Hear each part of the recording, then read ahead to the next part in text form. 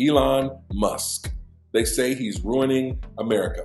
I had someone sent me a message about the exchange of wealth over these last few years, and they're basically saying that Elon Musk, he's come out of nowhere. He is like this tech titan, and they sent me this graph of like from the 70s of the richest people in the world and how it's evolved. And really, it's only been the last 5 or 7 years that Elon Musk has been there. And now, I guess his net worth, I guess this dude, they're saying now he's worth like $400 billion. That's a lot of money, first of all. It's a lot of money. And then and now everybody's saying, who elected him? He's not even elected, official. He paid Donald Trump $258 million or $280 million to buy an election for Donald Trump. And now he's here to seize power for himself. This is what people fail to realize. Elon's a different guy. Now, I'm not saying that I'm not co-signing on him. I'm just waiting and seeing. But you got this dude who is not motivated by money. Elon doesn't even own a house. The guy like sold his house. He goes and he freeloads off of people. He's been living in Mar-a-Lago for a couple of months.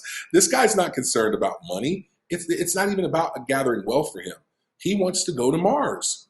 This guy he's driven, and he wants the government to get out of his way, to deregulate so that he can conquer Mars and be the first to go there, all in the name of America. This guy has invented, we're talking, SpaceX.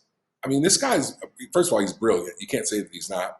This guy's like, hey, we can do cars differently. He's invented Tesla and all these different crazy little Cybertrucks. The guy bought Twitter and turned it into X, which, by the way, Elon, can we change it back to Twitter? What's X? Do we tweet now?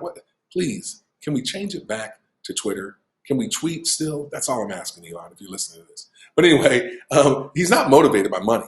And, he connected with Trump because he liked Trump. He thought that, Trump had a better vision than Kamala that they were pushing down their throats. And so through their talks and through their stuff, he's like, we need to shrink government. Who doesn't think we need to shrink government? We work and send too much of our money to the federal government to give to who knows who for who knows what.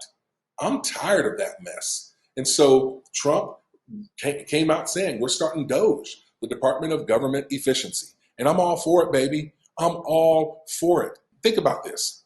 If your family budget is you're spending way too much, you got money on credit cards, at some point in time, you're going to have to say to everybody, hey, listen, we got to cut some things. And it may not be fun to cut, and then what do you cut? You obviously have to have, pay your car payment. You got to pay your mortgage. You got to pay your utilities. And then you got cell phones. And then you got your streaming stuff. And you might say to those people, hey, we're getting rid of cable. We're not going to have Netflix. And people are going to grumble. No, my favorite show. And then you got to start looking at other stuff.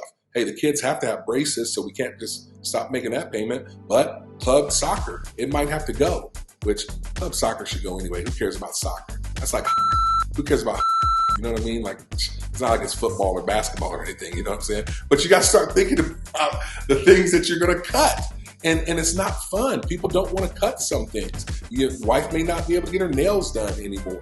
The husband may, instead of going to the gym, you might have to walk around the neighborhood. If you're spending too much money, you got to rein it in. That's what's happening right now. We as a country are $36 trillion in debt. That's 36 trillion with a T. That's like monopoly money. We have, like, China has bought a lot of our debt, and if they call it in, we're in trouble, people. We can't keep spending like we have. And so, yeah, I'm all for DOGE. And we all know we have way too many government employees sitting around doing who knows what. When they did their audit, Trump found out that only 6% of government employees are working in the office. What's up with that? You got to go to the office. I got to go where I'm on the road 40 weekends out of the year. You think if I could do it without traveling, I would, but we have to go to work. And let's be real. I know people that work for the government. My son works for the government. But if you're working, you got to work, baby. And they're inefficient. There's waste, there's fraud, there's abuse. And Trump is saying, I'm going to rein this stuff in. And so in the process, it's not going to be fun. In the process, when you're cutting your budget, some things might get looked at and evaluated, and somebody goes, no, please don't cut that. It might not be fair. That's going to happen. But I think that he's rational enough to where he's looking at it. He's got smart enough people around him who are going, okay, hold on a second.